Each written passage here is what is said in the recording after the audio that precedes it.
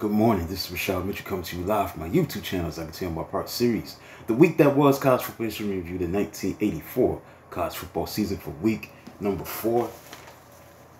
Make sure I'm correct with that. Accurate. Yeah, week 4 of the games that were played on September 22nd, 1984. Let's get into it. We're going to start with a big game between two arch rivals.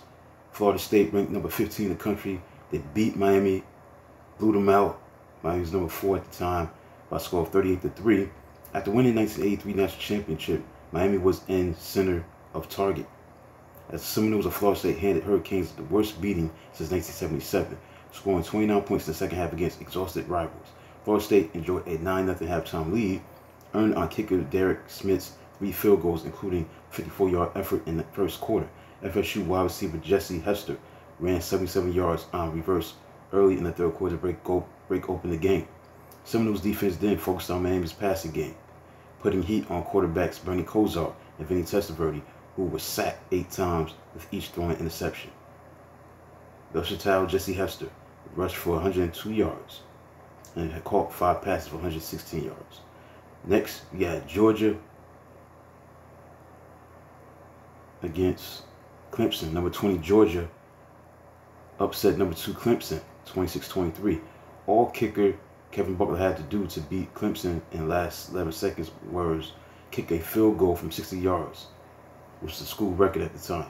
Butler was 4 for 5 on field goals, did just that to tie SEC record set week before by Florida's Chris Perkins and propel the Bulldogs to its 26th win in the past 27 home games. Clemson had grasped a 20-6 halftime lead thanks to 2 touchdown passes by quarterback Mike Eppley, but gave it away thanks to 2 fumbles by Eppley.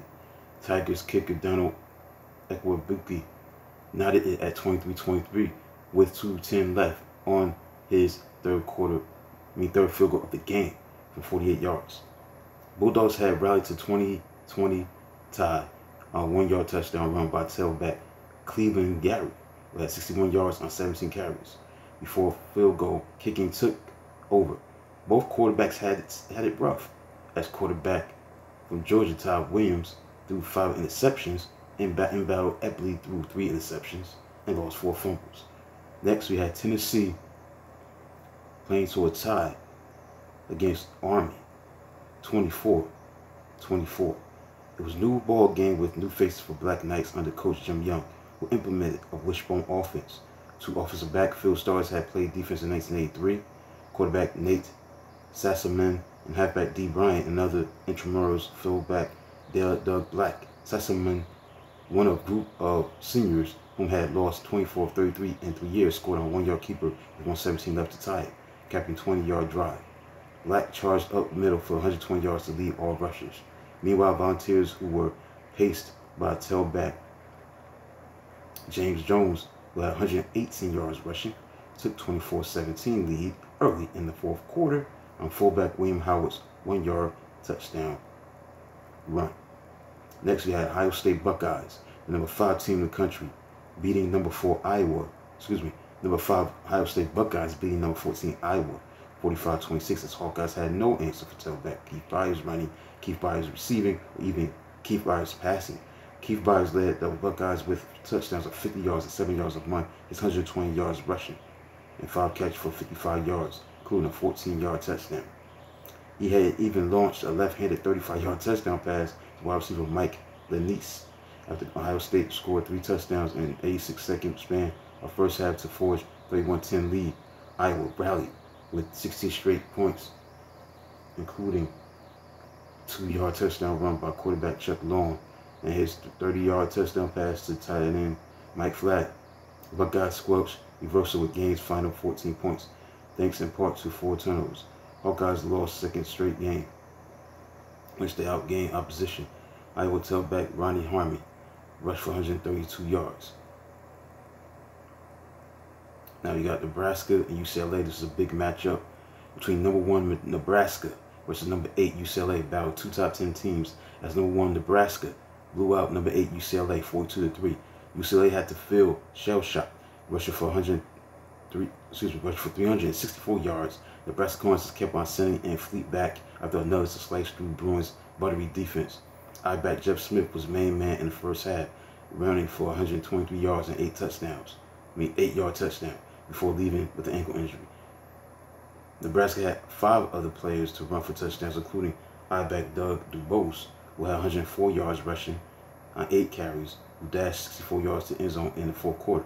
The Huskies' defensive front also was dominant, sacking 2 UCLA quarterbacks 8 times, as the Bruins were hampered by absence of starting quarterback Steve Bono, out with a sprained ankle, but he couldn't have help.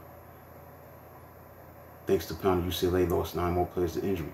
Bruins quarterback Matt Stevens survived to pass for 119 yards, but lost fumble at Nebraska 6-yard line, unsacked by defensive tackle Jim Scout. That ended UCLA's best chance to score a touchdown. More TV issues that CBS coverage hinged on Nebraska's commission, which at first was withheld because of athletic director Bob Devaney's desire not to share national audience with Ohio State and Iowa game. Next, we got Southern California, the number 17 team in the country. They beat Arizona State 6-3. Number 17 Southern California beat Arizona State 17-3. Arizona State lost to number 17 Southern California 6-3. Southern California won kicking battle. Kicker Steve Jordan booted 50-yard field goals, 2 of them to boot, while Arizona State kicker Luis Zendejas hit a 20-yard boot, but missed 47-yard kick in the second quarter and chip shot 28-yard try with 58 seconds left. Zendejas would finish his career with more kicking points in history to date, but might have traded some points for 3 to here. Zendejas coach Darryl Rogers went for a field goal, facing 4th and 5 at USC 10-yard line because offense was 1 for 14, converting 3rd downs. Jordan's winner was kicked early in the fourth quarter, set up by a 33-yard run by tailback Zeph Lee. Arizona State linebackers like Brian Noble and Jimmy Williams both had 13 tackles, with Noble adding 3 sacks in the fumble recovery. So that concludes a look at college football history review, the 1984 college football season for week number 4. Games that played on September the 22nd, 1984. So get the AP poll as September 24th is concerned. We got number 1, we're going to start with number 20 to number 1. Number 20, Auburn. 19, Notre Dame. 18, Georgia Tech. 17, UCLA. Miami, 16. 15, Southern California. Michigan, 14. Clemson, 13. 12, Georgia. 11, Southern Methodist. Number 10 was Oklahoma State. 9, Florida State. 8, Brigham Young. 7, Oklahoma. 6, Michigan. 6 was Washington. 5 was Boston College.